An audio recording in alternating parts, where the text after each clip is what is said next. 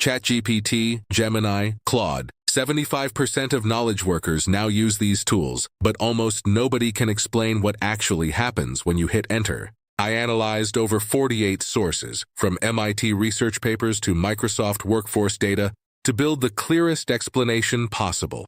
In the next 6 minutes, you'll understand how large language models really work, better than 90% of the people using them. No computer science degree required.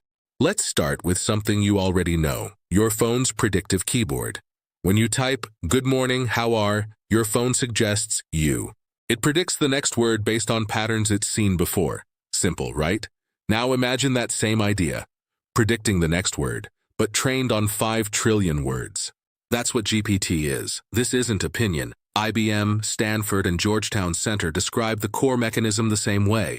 IBM calls large language models giant statistical prediction machines that repeatedly predict the next word in a sequence. Here's the critical reframe. ChatGPT doesn't know the answer to your question. It predicts what a great answer would look like based on patterns. A 20-year-old human has encountered 150 million words. GPT was trained on 33,000 times that amount. Quantity creates a new quality. So, what actually happens between you hitting enter and getting a response? 3 steps, and I'll keep them simple. Step 1. Tokenization. When you type a prompt, the model breaks your text into small pieces called tokens.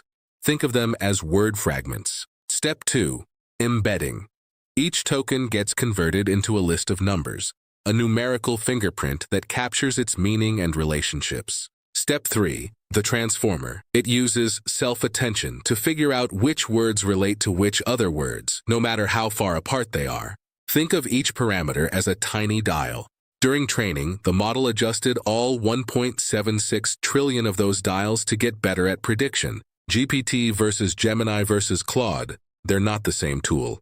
They have fundamentally different strengths, like 3 expert chefs. ChatGPT from OpenAI is the versatile all-rounder, best for general tasks, brainstorming, and developer flexibility. Gemini from Google is the data powerhouse. It processes text, images, audio, and video natively, best for massive documents. Claude from Anthropic is the careful thinker. It excels at nuanced documents and tasks where accuracy matters more than speed. Let's clear up the biggest misconceptions, because these directly affect how well you use these tools at work. Myth 1. It understands me like a human does. No. Impressive pattern matching is not comprehension. Myth 2. It's learning from my conversations. Once a model is trained, it's static.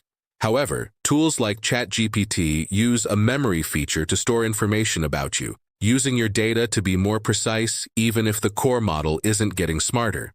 Myth 3. It's always right. Models hallucinate. It's a fundamental feature of prediction. Always verify important outputs. Myth 4. AI is only for big tech. 40% of small businesses already use generative AI tools. It's accessible to everyone. Myth 5. AI will replace my job. Framing check. AI will reshape your role. It's augmentation, not replacement. Bottom line, large language models are advanced prediction engines. They don't think, they don't know, they predict, and they do it well. 90% of workers say AI saves time, but only 1/3 have received training. That gap is your professional opportunity. If this helped you understand these tools, hit subscribe. Drop a comment telling me which tool you use most. Share this with a colleague.